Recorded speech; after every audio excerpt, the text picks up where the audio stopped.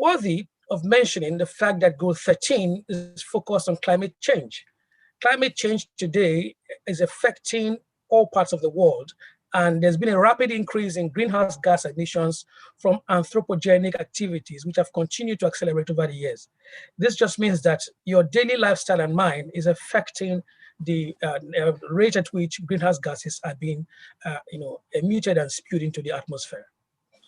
In order for the goals to be achieved within the remaining 10 years to the timeline of 2030, it is imperative that public and private sector organizations collaborate by integrating the SDGs into their strategic planning process and adopting it as a common language. This, in fact, is the essence of this webinar.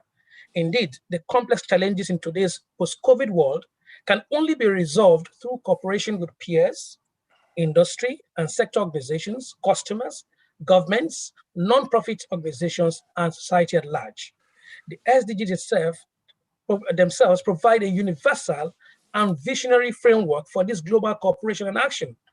It tends to bring all stakeholders together to practically address and solve these challenges. Goal 17, which talks about partnership for the goals, speaks to this need for partnership and collaboration. In conclusion, ladies and gentlemen, permit me to leave you with a quote from a recent paper on the COVID-19 crisis and the SDGs. It says, "Countries are not villages, and although the world is now described as a global village, the line of sight in the village setting is no longer possible. If angels were to be in administration, you can expect them to demonstrate fairness and equity if they have the line of sight. However, where the line of sight of the angels ends, markets, corporations, organizations, through equilibrating activities must take over. The UN SDGs have been designed as destination statements to help build resilience in every country and community to the extent that such resilient units will be able to build the overall resilience of countries and help the world to cope with the challenges that it faces today. The SDGs themselves are goals and their destinations, but it's important to know that each country must design its own roadmap for arriving at those destinations. I'm not the expert here, but I leave in the hands of a star-studded list of subject matter experts being coordinated by Dr. Andrew Nevin and drawn from government, both federal and state level, the private sector, and the international community. Thank you for joining us on this webinar series. I wish you a fruitful afternoon. Thank you. Thank you so much, Emmanuel, and thank you, of course, to Mr. Coco, MD of FMDQ and founding chairman of the Financial Center for Sustainability Lagos, and a wonderful address on that. I promised everyone we had just an amazing lineup of speakers today, and let me start by naming our speakers. We've got Her Excellency Princess Adejoke Orelopo Adefulire, who I think is known to everyone, but has had a distinguished public sector career. She, of course, was the Deputy Governor of Lagos under His Excellency Governor Fashola from 2011 to 2015.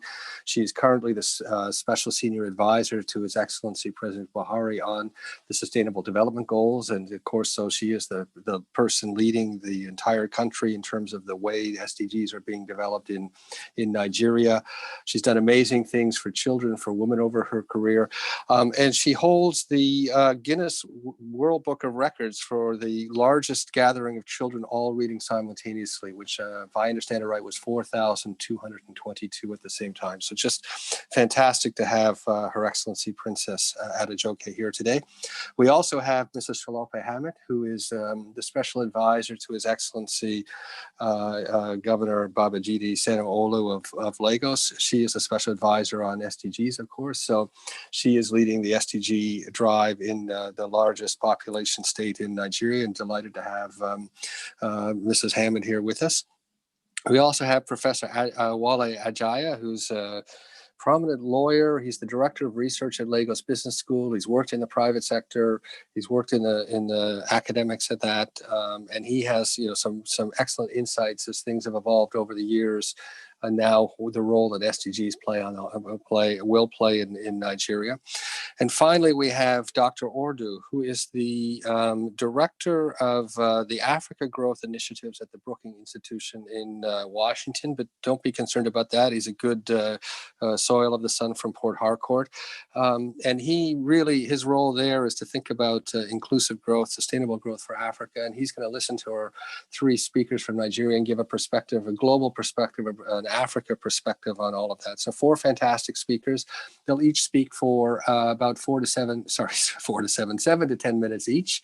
I will control the time to make sure everyone gets their chance. I hope at the end we have some time for questions. I think people have participated in these sessions before, so I'll be looking at both the chat box and also the questions to see see if I can get some questions out of that. So with no further ado, I'd like to ask Her Excellency Princess Adejoke Orelopo Adefulire to speak to us, please, on her thoughts and really what are the thoughts of Nigeria and the federal government of Nigeria moving forward in this area.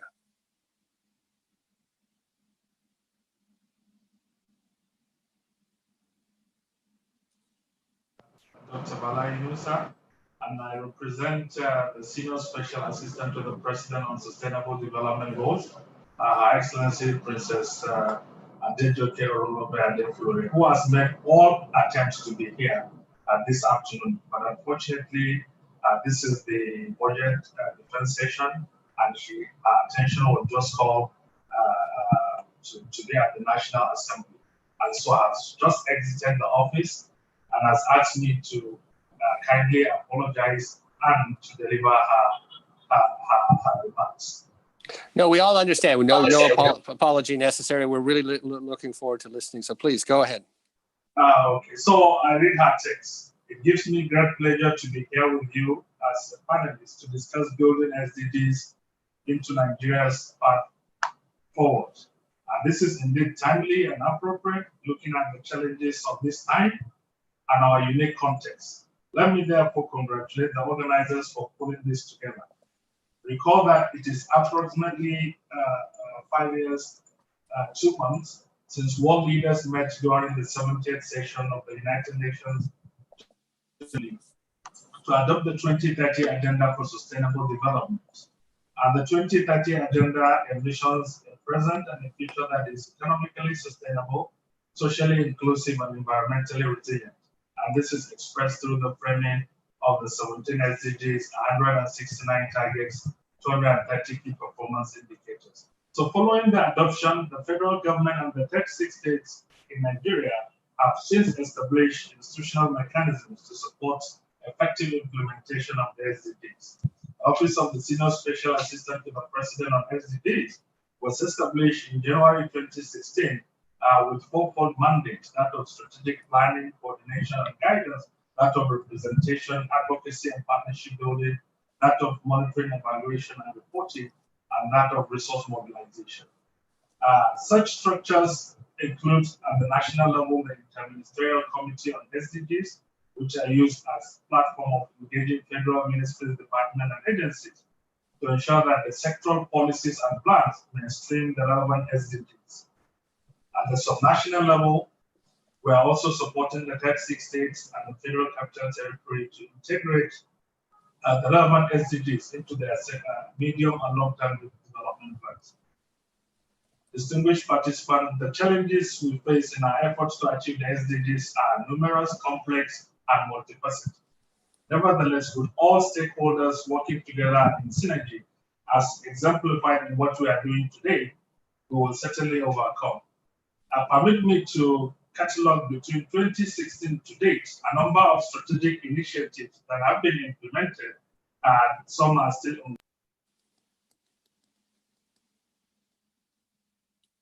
So we conducted a database mapping, which would enable us to completely realign the national statistical system with the requirement and indicators of the SDGs.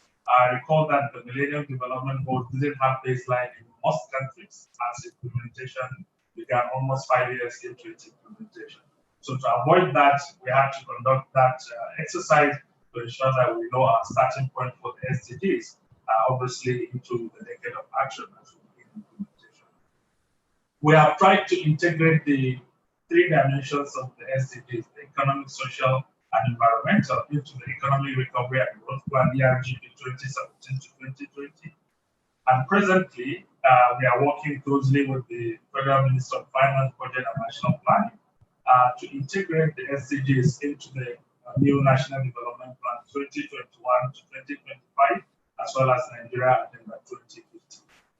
We have since commenced the process of integrated national financing framework that will support the implementation of the SDGs. I recall that Nigeria presented its first voluntary national review in 2017, and in this year, Nigeria presented its second voluntary national review to the high-level political forum on sustainable development. And Nigeria's 2020 voluntary national review focused on 7 priority reporting SDGs: SDG 1, SDG 3, SDG 4, SDG 5, SDG 8, SDG 16, and SDG 17. This prioritization, distinguished participants, was based on our national development priorities as embedded in the Economic Recovery and Growth Plan 2017 to 2020, and the 3 cardinal objectives of President Buhari's administration, that is the economy, fight against corruption, and security. Unfortunately, just as we commenced the decade of action for the SDGs in January 2020, the outbreak of COVID-19 pandemic across the world has now challenged the prospects of achieving the SDGs, not only in Nigeria but globally. Indeed, beyond the health hazards and human consequences of the pandemic, the socio-economic uncertainties and disruptions come at a substantial cost to the Nigerian economy, which is largely dependent on oil and gas. However, it is gladdening that the fiscal and monetary authorities took unprecedented measures to prevent the economy from going into turmoil. Government's overarching objective was to restore stability to the economy by providing assistance to the individuals, small and micro enterprises, and businesses that had severely affected by the pandemic, as well as by the lockdown measures. Some of the key measures taken by government to date include the creation of a 100 billion target credit facility for affected households and small and medium enterprises, the creation of additional 1 billion intervention fund in loans to pharmaceutical companies and healthcare practitioners intended to expand and strengthen the capacity of the health institutions. The creation of research funds, which is designed to support the development of vaccines in Nigeria, and 1 trillion facility in loan to boost local manufacturing and production across critical sectors. Distinguished participants, in concluding these brief remarks, let me reaffirm Nigeria's commitment to the achievement of the 2030 Agenda for Sustainable Development and the SDGs that leave no one behind.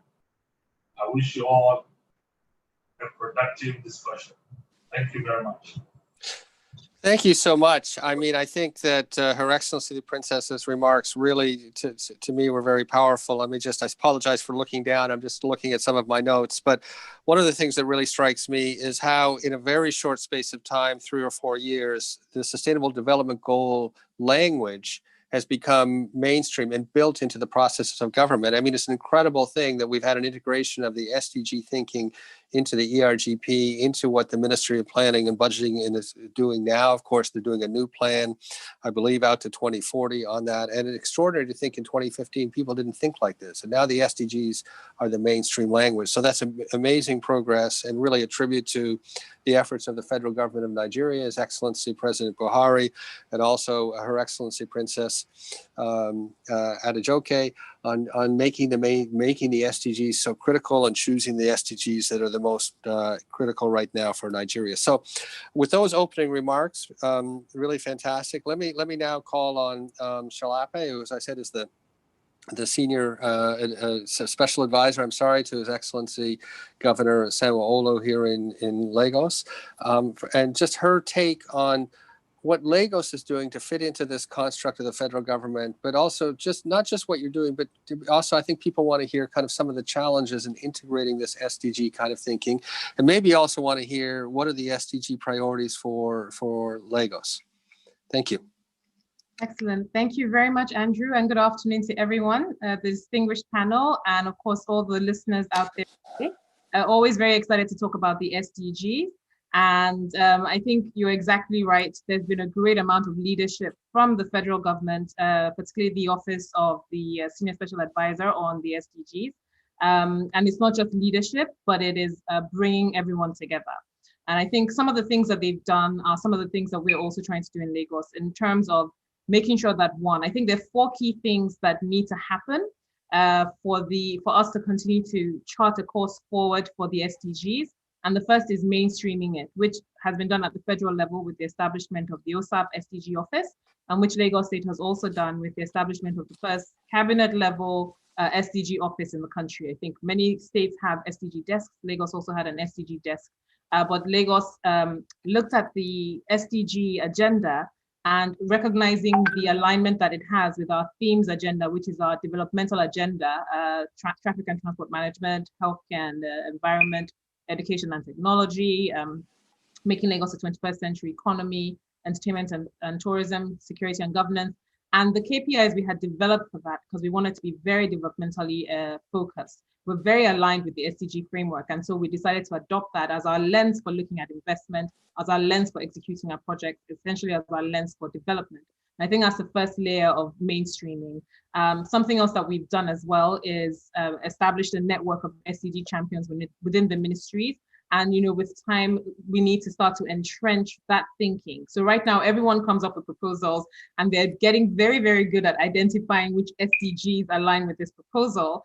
And, you know, that's really good because, as you said, it's crept into the language. In fact, I remember when I did business school, you know, about 11 years ago, business as a force for good hadn't even started as a concept. It was profit maximization was the purpose of business. But now we all see that development is the business of everyone. So that mainstreaming is beginning to happen. And it's something that we're working to build on in Lagos.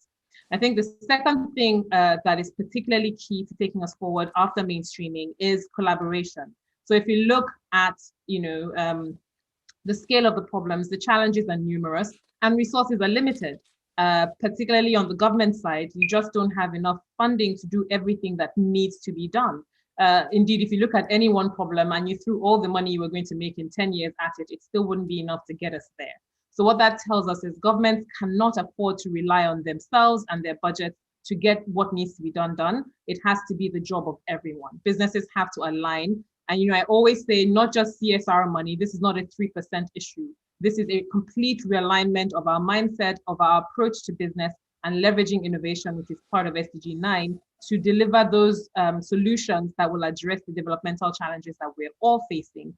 And one of the other things I love about the SDG framework is the fact that there's a role for everyone. So there's a role at the national level, there's a role for the municipalities, the states, the local governments, there's a role for business, there's a role for not-for-profits and NGOs and other civil society organizations, and there's a role for individuals, right down to children. Some children have motivated their families to start to recycle and to rethink single-use plastic. So there's a role for every single person. And the collaboration bit is the next important thing. And that's being done at the national level. So we've been working very closely with the Office of OSAP SDG and the UNDP. They've been particularly supportive, working with the state so that we're all coming out together with a common viewpoint. So working on the national voluntary reviews together, working on the framework for sustainable finance together. And so there's been a lot of collaboration with at the national level, but there needs to be increased collaboration at the state level. And one of the things that Lagos State has done to do this, and we're very proud, is our Lagos State Volunteer Corps. So we've established this as a platform because we've recognized that it's very difficult for people to collaborate with the government. There's just no platform that creates that opportunity to have that conversation.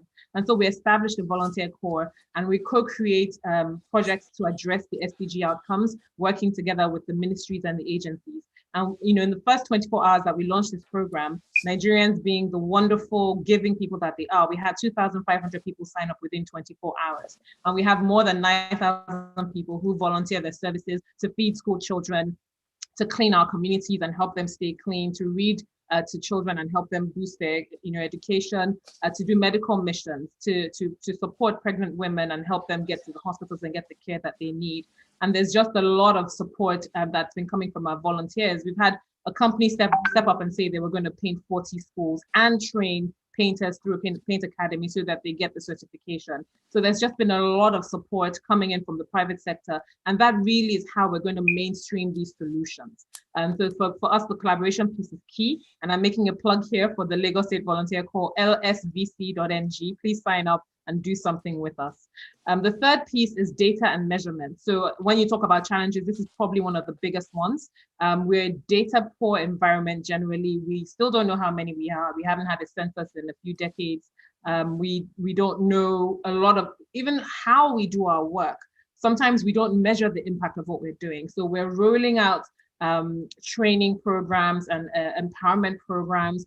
We may not necessarily be tracking well the impact of those things on the people that we're giving these trainings to. Are they able to get a job? How well are they doing? Are they earning more than they were before? And so bringing in that, the visibility, the data collection, the measurement helps us to actually improve our methods. And we've done quite a bit of work with the UNDP and a study with Imperial College London as well in this regard, trying to mainstream this and get that information out there. We've also conducted a sustainability assessment, which will be playing back to all the stakeholders in Lagos very shortly, which not just shows us sort of what we've done, but also what we need to do. And we would love to carry Lagos along in that. I think the last piece, and I think governments really struggle here, is around communication. We don't communicate well. We don't say what we're doing as well as we should. People don't hear it, doesn't get amplified.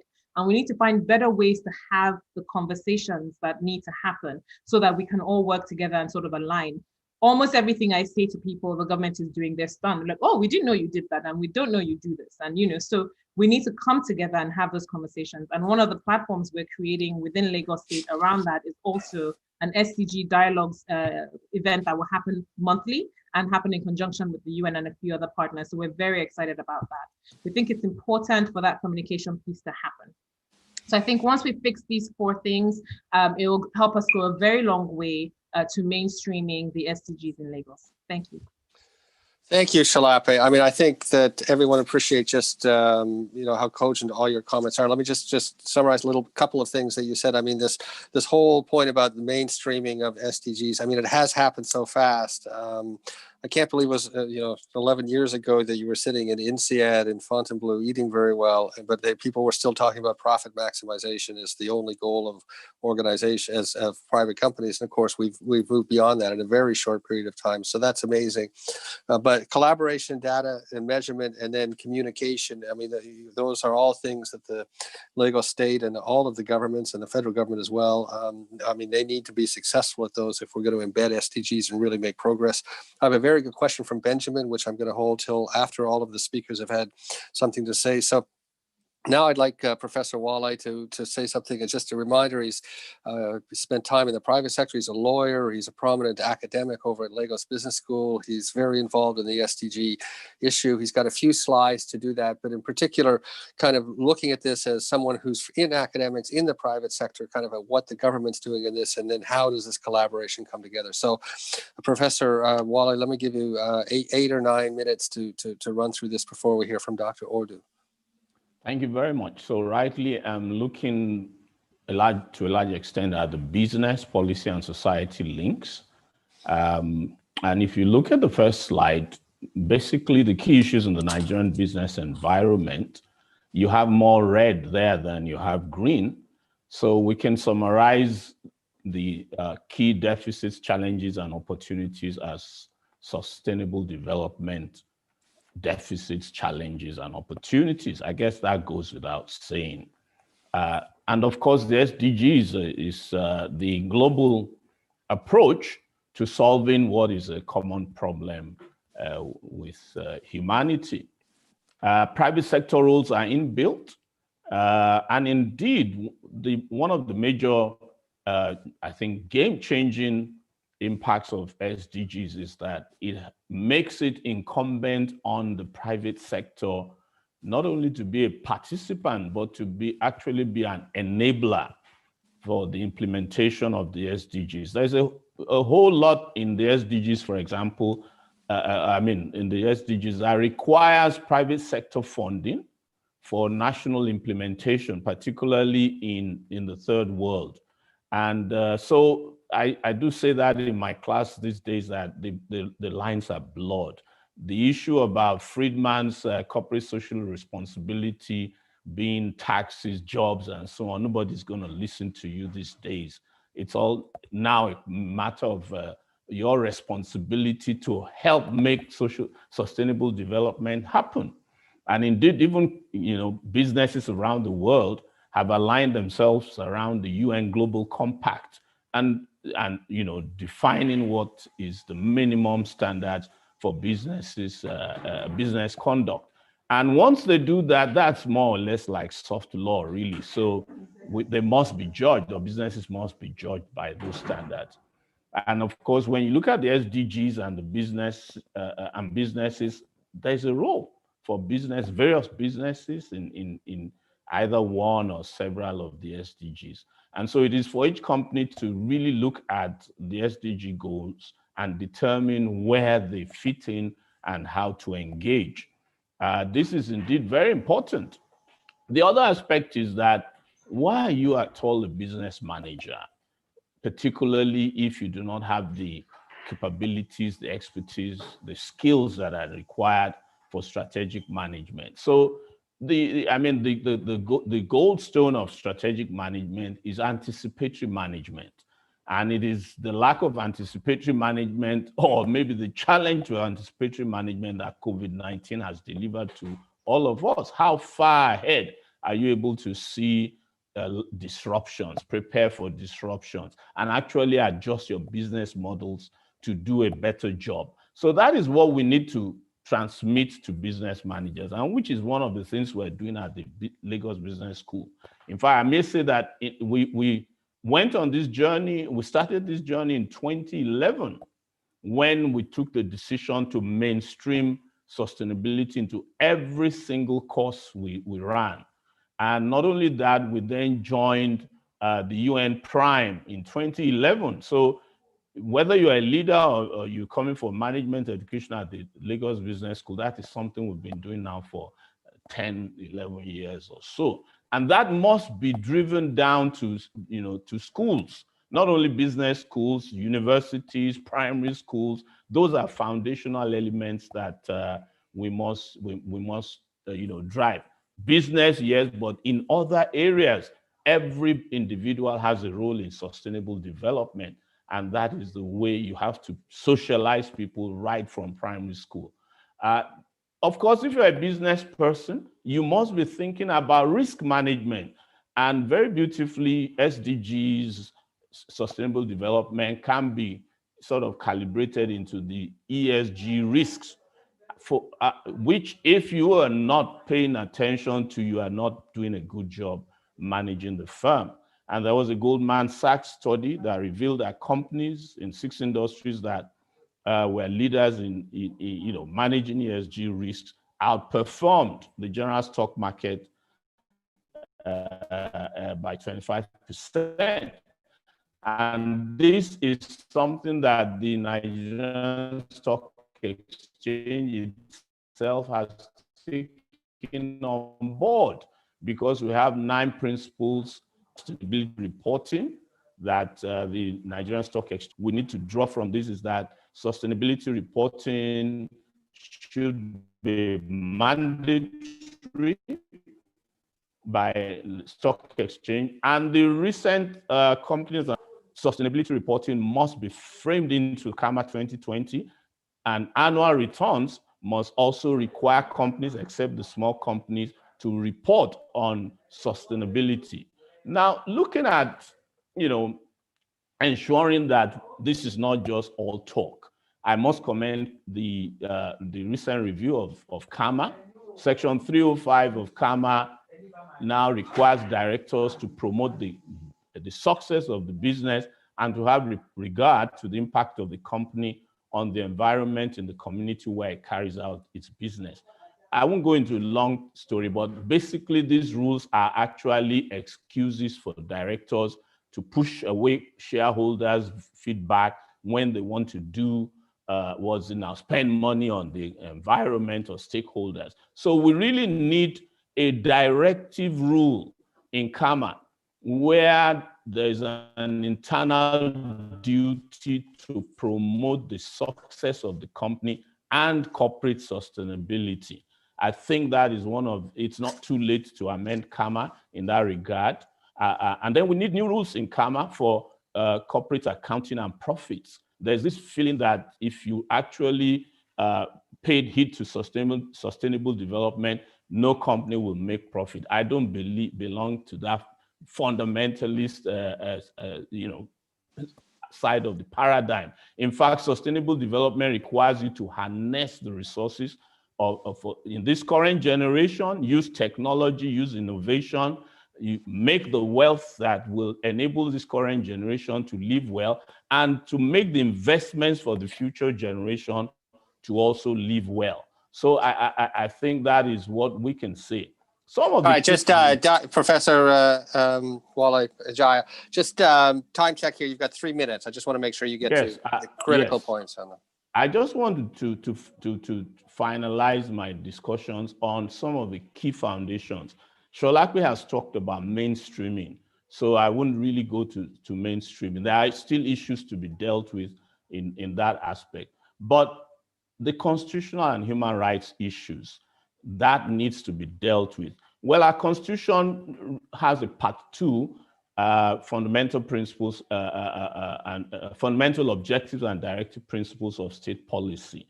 And there's the African Charter on Human and People's Rights Act, which basically push SSD, push SDGs.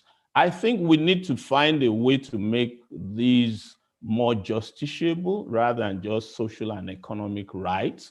Or if that will not work, we need the judiciary to also be educated to help us drive these norms into law.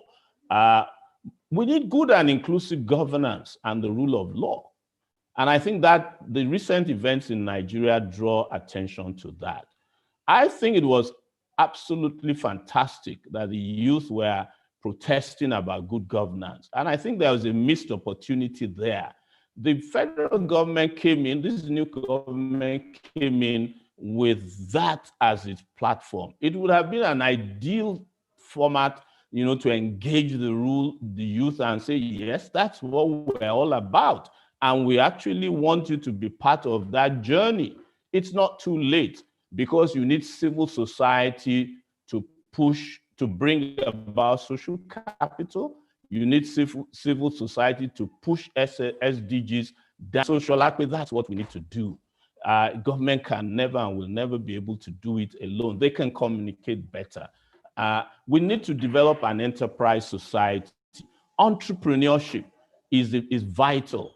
And that means government should remove its hands from, stifling entrepreneurship, stifling businesses, concentrate on infrastructure, concentrate on the rule of law, let the private sector lead development rather than this command and control philosophy that we see a recrudescence to in recent times, because Africans, Nigerians are very innovative and they are very enterprising. So government should get off the back of people and let them, create the wealth, manage it well, and pass it on to the next generation. Of course, this means we need investment-friendly business environments, and sustainability must be integrated into national strategy. Thank the special assistant to the president says that is done or is being done, ERGP and so on. We should continue in that direction.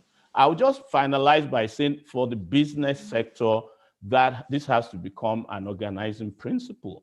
And we see concepts that are already on ground, Ubuntu, shared value creation, Afro-capitalism. And so we just need to find a way of driving that more into doctrine along the lines I have shared before.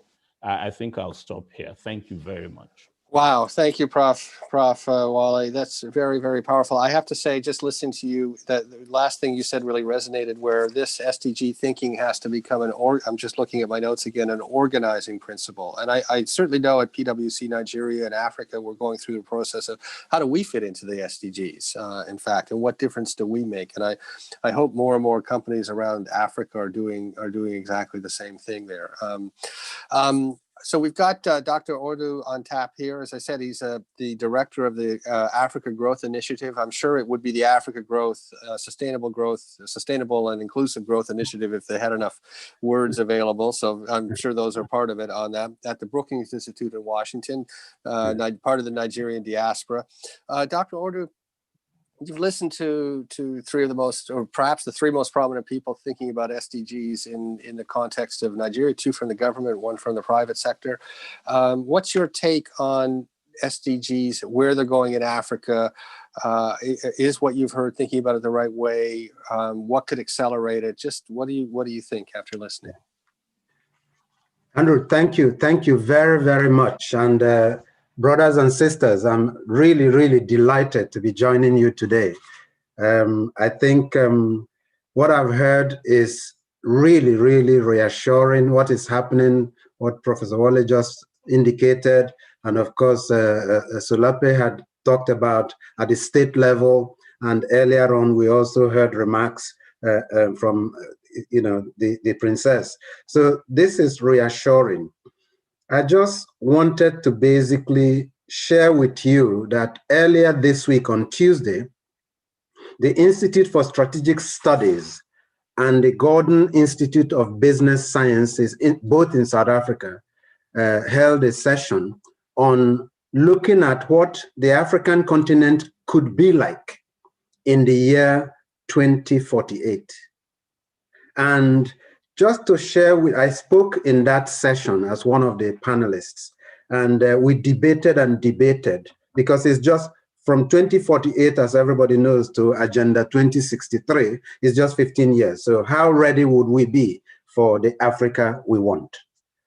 The first takeaway from that futuristic view of our continent was that Nigeria would be undisputably the largest economy on the African continent, with a GDP approaching about $3 trillion. So when we talk of the African giant and all that, the prospects are real. That, as Professor Wale just also indicated, to get there, there are really, really serious challenges that we as Nigerians must reckon with. Leadership matters. And what we're seeing today will not necessarily get us to the promised land unless we take leadership at all levels of the Nigerian society seriously. Federal, state, local. Institutions matter. Institutions matter. I left home in 1975, which is years ago. The institutions of governance in Nigeria in those days, as we all can attest, completely comparing to today, there are some areas where we have not really done as well, and we are seeing some aspects of institutional decay. So institutions matter.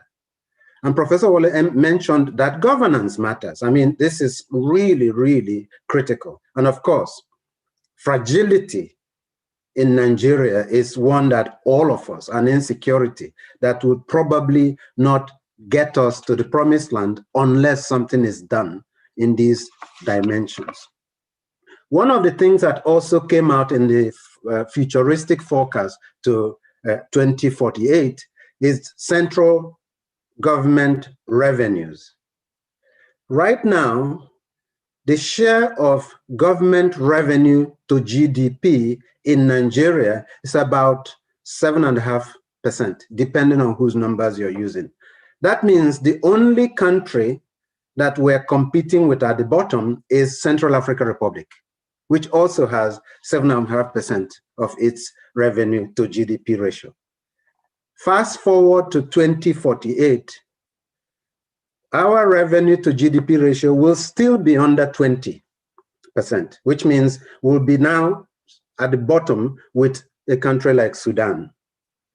And as you know, basically to make it, you need government revenue to GDP ratio of about 30%, because then you're really relying on yourself, taxation, etc. So some of the demonstrated things that we saw in East Asian countries. And so this is important, that to get to the promised land, this idea of government revenue to GDP is something we need to track, because right now, the over-reliance on petroleum, we see the havoc it wreaks in the economy. Another thing we debated at length is, of course, the one is on everybody's mind, SDG 1, poverty. And right now, 28% of Nigeria's population, it lives under $1.90 a day, which is the benchmark, right? And basically, we have overtaken India, as everybody knows. Fast forward to 2048, 22% of Nigerians will still be in abject poverty. That will make us the 11th poorest at that time in Africa. By then, of course, our population will be about approaching 400 million. So really, you're saying 90 to 100 million Nigerians will still be in poverty. So why are all these numbers important? These numbers are really important because, as you yourselves said, and everybody who spoke, government alone cannot take Nigeria to the promised land. It can't. We need the collective efforts of government, private sector, donors, foundations. But heaven helps those who help themselves, right? So the federal government has to take real responsibility, as we heard the princess in her remark, that those responsibilities, and we heard the professor, and we heard what our sister Solape was talking about in Lagos. I think systematically, all states, all LGUs, it has to be that way. Strategic planning, the professor talked about, budgeting, and effective execution and implementation of programs and projects at all these levels. The private sector has woken up. The professor reminded us. The private sector is a key player now in SDG and Agenda 2030. A large number of initiatives exist globally and continentally, and of course, we heard in Nigeria as well. These are all remarkable developments in the quest to achieve the SDGs, because the SDGs will play a very, very key role. Some of the things we're finding in ESG literature is basically that many private sector entities, and I think, Andrew, you might also attest to this, there is this sense that many private sector entities are focusing a lot on SDG 12, which, as we know, has to do with sustainable consumption and production patterns. There are many, many, many private sector entities focusing on SDG 8, sustainable economic growth, and then many others focusing on the quality of education, SDG 4. Now, some of the SDGs that have not really garnered a lot of private sector attention are things like SDG 2, ending hunger. We don't see a lot of private sector, for obvious reasons, self-interest. They obviously have to make money. And SDG 14 also has not garnered as much attention as the others. So looking at the scene continentally, globally, and of course, nationally in Nigeria, and basically, as you indicated in the terms of reference, Andrew, just the challenges ahead. As vice president at the African Development Bank many years ago in Tunisia, I used to be the fundraiser in chief, going around the world with a big basket begging for money. And I always told the donors, the challenges in Africa are enormous. My God, it's an understatement, because now the challenges are even more enormous than we ever thought of when in my days as VP at the African Development Bank. Water, sanitation, health, education. These are humongous challenges, particularly in Nigeria. I say particularly because Professor Wole will confirm. Nigeria used to be basically, you think of education, for example, in terms of centers of excellence. We don't read those things anymore globally. You get the sense that those centers of excellence, other small players have overtaken us in a number of ways. So we need to really be cognizant that there are these challenges. Electric power. Electric power. We now say that we are richer GDP than South Africa, but just look at the electricity consumption of South Africa on a daily basis compared to the electricity consumption of Nigeria annually. I mean, I'm comparing daily with annually. We don't come anywhere close. And we still have spent billions in electric power sector. We haven't gotten much. When I'm in Port Harcourt, I try to be home in the BC before COVID 4 times a year. I just get the sense that, are we really advancing? Okay, so let me stop you there, Dr. Urdu, with an eye on time. I mean, some positive messages, some negative messages. I hope to come back with a question to you or perhaps to Prophet. A few questions we've got. We always finish right on time at Financial Center for Lagos, Sustainability Lagos. So I want to, as a question that came up from Benjamin, I want to put to Shalape. Shalape seemed to have left, but I think she's back now. There you are, Shalape. So this Benjamin's just asking specifically. It's good to get specific. SDG 3, healthcare. We've had COVID-19. What is the government in Lagos doing about healthcare?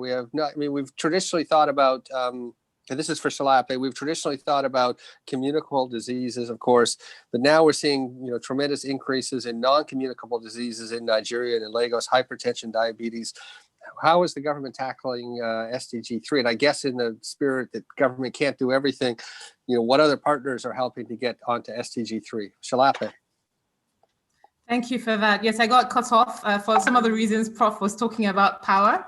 But anyway, very intriguing question about SDG 3, and it's a main focus area. I think even if it wasn't for anyone, it certainly is now with what we've experienced this year. But just for the record, I think it was the highest or second highest area that received money in our 2020 budget. So we were already sort of on that path, realizing what needed to happen even before COVID hit. So with regards to SDG 3, some of the things that are being done, and you're exactly right, one of the biggest challenges we have is the fact that the primary healthcare system is broken. This is the system that's supposed to support most of the people, the majority of the people, and certainly the most vulnerable and poor amongst us, and it's completely broken. So anyone needs anything, they're going to a tertiary center. What they're then doing is putting pressure on those centers. I think it's estimated that about 60% of the people who come into the tertiary centers are coming to treat routine things like malaria, which should be, addressable at the primary healthcare center, but no one trusts them enough to go. Lagos has 345 of them, and I think there are about 70 or so that are out of commission. So we need to fix that. The second big piece of the puzzle is the health insurance, which hasn't worked in Nigeria and really is the key to unlocking value in the healthcare ecosystem. Companies, hospitals, HMOs, nothing is working because that system is broken. And so we've set a target for ourselves. We've established a Lagos State health insurance scheme. We've set a target for us to enroll 1 million families.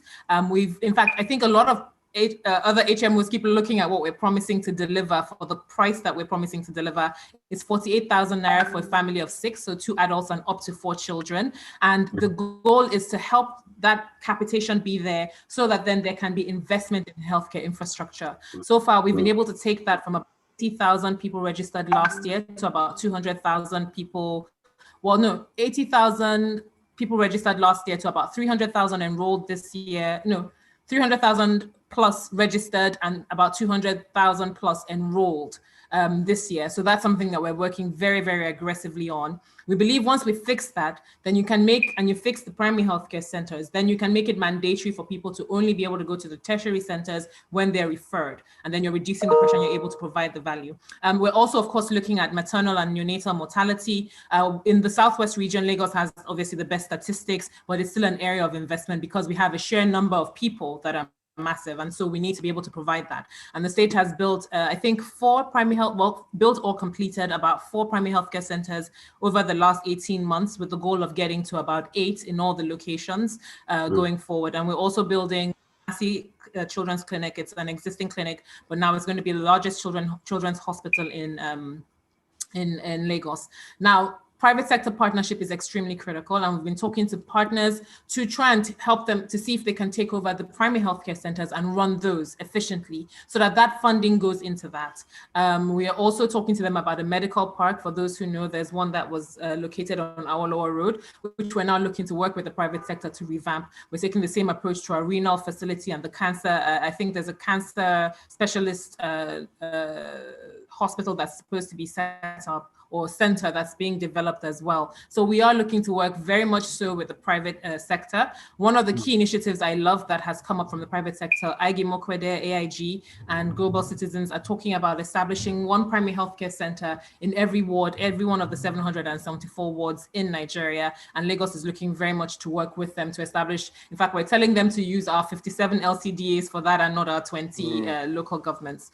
It's certainly an area of focus, and it's something that we cannot do without the private sector. So let me stop you there, Salapi, just with an eye on the clock. I mean, it's good to hear that SDG 3 is getting attention. It is really so the foundation of everything. I want to take a comment that Dr. Urdu made about the government alone cannot take Nigeria to the promised land. And I thought I was going to ask, we all have time for just a couple more questions, but Professor Wale, you know, you talked about the private sectors coming to the party. Dr. Urdu says government alone cannot take Nigeria to the promised land, but is the private sector, so this professor for Prof, is the private sector coming fast enough? And what else needs to be done to get the private sector to the party if Nigeria is going to go to the promised land? Well, okay.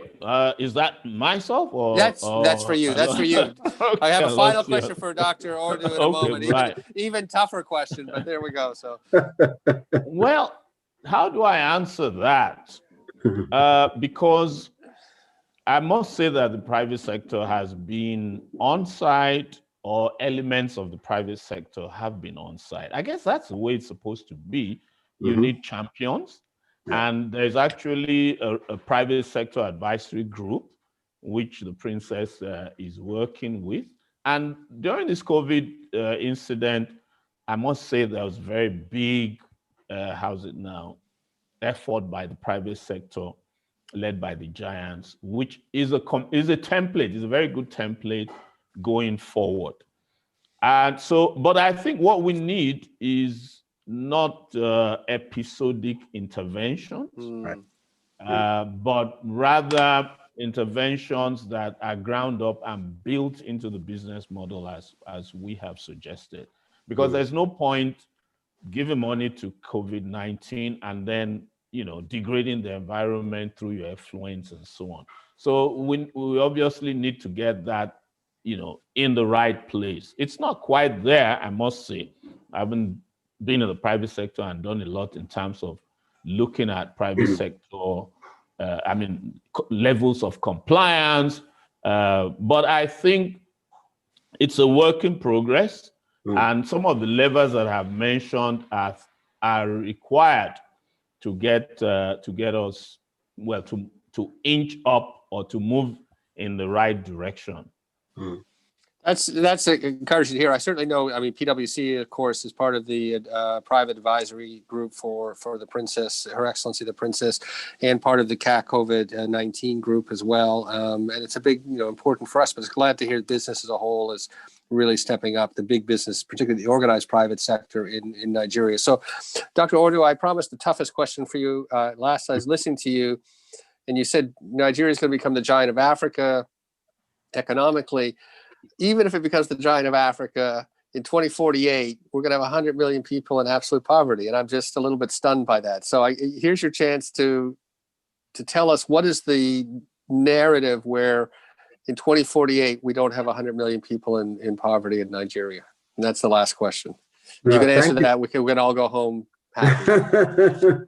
No, thank you very much. Andrew. I think it's not entirely unrelated to the question you just asked Professor Ajayi right now, because we all agree that we need all hands on deck, including the private sector. And how do you make private sector much more catalytic? Infrastructure. You know, the private sector cannot be worrying about its own infrastructure when these things are better publicly provided. Water, sanitation, electricity. You're in Nigeria right now. There are many things your shop, your offices do in order to actually start the actual core business. You have to first do all the on-site infrastructure. In many places in the world, clearly, that will be publicly provided with private financing, but at least driving the agenda will be absolutely the public sector. So the contradiction, it seems, about giant of Africa, almost 3 trillion economy versus the burgeoning poverty. These are assumptions. And so directly to your question, it means therefore that for us to get there, one, the infrastructure deficiencies we're talking about, we need to address. Two, the governance situation, we need to really improve. Three, fragility and security across the entire Nigerian Federation, we need to do something about. Four, we need to build solid institutions of governance. And finally, leadership, leadership, leadership. The professor talked about taking advantage of what just happened with the youths. This was a chance to really embrace them and bring them into the agenda, but that's not what happened. So it's not a contradiction. If we do these fundamental assumptions, we will get to the promised land. All right, well, let me stop you there. I'd like to thank all our panelists, but I'm not going to rename them because we're now going to get the real vote of thanks. But I would like to recognize, because I didn't have it in my notes before, and it was Dr. Bala Yunisa, that Senior Technical Assistant for the Office of the Senior Special Advisor to the Presidency, who gave the remarks, and then he probably wrote the remarks of Her Excellency Princess. I really want to thank him, but we're almost out of time. Let me turn it back over to my brother, Emmanuel, who'll give a final vote of thanks to close the session. Wow, what a session. Thank you very much, Andrew. I was just held in rapt attention, enjoying the discussion from Professor Ajayi to Dr. Odu to Sholakwe, my sister. And indeed, I've been enriched in terms of knowledge, understanding, and my eyes have been open to the future for Nigeria. Thanks to everyone who has participated, from the speakers to all the participants who logged in. We didn't get the advert out on time, but a lot of people still found time to join us because they have faith in our webinar series. And this has all been due to the support we've gotten from FMDQ, which is the Secretariat of the Financial Center for Sustainability Lagos. So for everyone's information and knowledge, FC4S Lagos was set up by market stakeholders, and FMDQ was elected as the chairman, and it serves as the secretariat to the center, which is a part of the network of 33 other countries globally, headquartered in Geneva. I'm just here as the inaugural executive secretary, and I'm privileged to serve with a person like Dr. Andrew, who is more Nigerian than even myself, as I was telling somebody. Yes, he's really committed to this. To this country. And what he told us a few years ago in a strategy session in FMDQ is coming to pass. The international community is concerned about Nigeria's problem, because if you let loose 100 million people into the other parts of the world as immigrants, you're going to have a problem. Yeah. And so we owe it to ourselves, we owe it to our children, we owe it to the youths to really come together to do what the world's leaders have already identified it. If you address these 17 areas, I assure you, whether you're a businessman or a private person or in government, I'm sure that you would have solved critical problems that will make you avoid the type of embarrassments internationally that we faced a few weeks ago. Because one of the things I learned is that people are hungry, and the hungry man is the angry man. So I'm grateful for the support we've received from every one of you. Thank you for participating. Thanks to Mr. Bola Onodele-Koko, our chairman. Thanks to Dr. Salami at the background. Thanks to all the members of the governance board. Thanks to the FMDQ team that supported us, from the communications team to the IT, to every one of them that has supported us, to Genevieve, my one-man riot squad staff. Thank you very much. Thanks to everyone, and we do hope we'll see you again when we organize another webinar. I need to leave with this information that we have identified the need to tap into the creative juices of the Nigerian youth. So FC4S and its partner NCIC will be organizing an SDG hackathon, SDG focus hackathon, fintech hackathon, that is only open to youths between the age of 18 and 35 years. We want them to come to the table, to come with their creative skills, and we're going to give prize money to people who come up with solutions that will help us implement the SDGs more effectively and even in a faster and a quicker manner so that we can meet the timeline. Thank you, everyone. If I've not mentioned your name, please forgive me, but thanks for participating, and I wish you the very best for the remaining part of the day and the week. Thank you. Thank you. Yeah. So this brings, and please clap for our great panelists on that. Yeah. And this brings to an end our session this time, and we hope to see everyone next time. Thank you so much. Thank you. Thank you.